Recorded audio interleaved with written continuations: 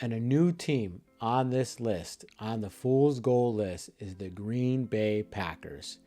Now ask yourself, can you truly trust Jordan Love? Because they're the main reason why they're on this list.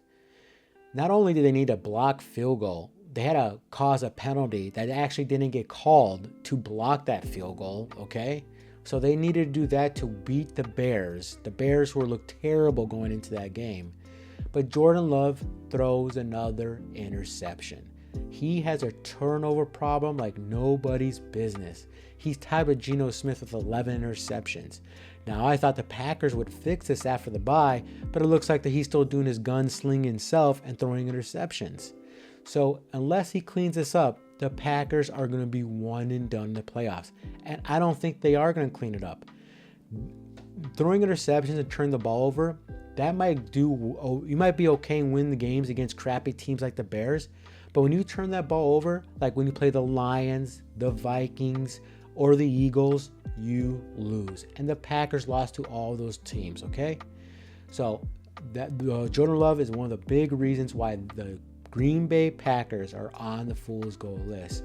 But wait, there's more why they're on this Fool's Gold list. In their last 3 wins, they have won by a combined of 6 points. So they're not blowing teams away. I think that says a lot about the Packers. A lot of people were glazing them about their offense, how it was such a good core. So if it's such a good core, why, if you combine all of your last 3 wins, you won by a total of 6 points? That's not going to cut it in the playoffs. I'm sorry. They've only defeated 2 teams by a touchdown or more. Everything else besides that, it's been a touchdown or less.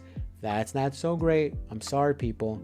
And kind of a big problem the Packers have is that's not going to do too well in the playoffs is that they have a problem getting after the quarterback. They are average to below average when it comes to sacking the quarterback.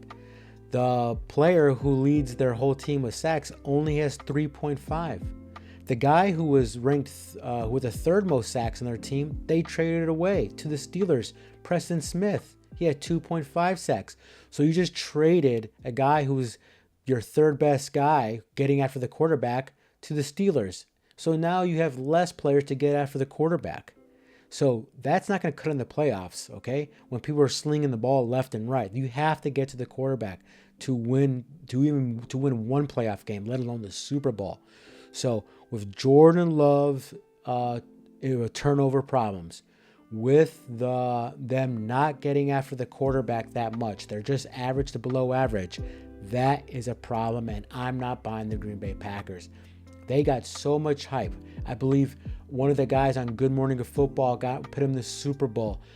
Phil Simms or Mike Florio, they got him in the Super Bowl or the NFC Conference Championship as well, okay? And I believe I just saw so many media personalities pinning them into the Super Bowl or the NFC Conference Champion. I don't see it. They turn over the ball and they can't get after the opposing quarterback. I'm sorry, that's not a good recipe to win one playoff game.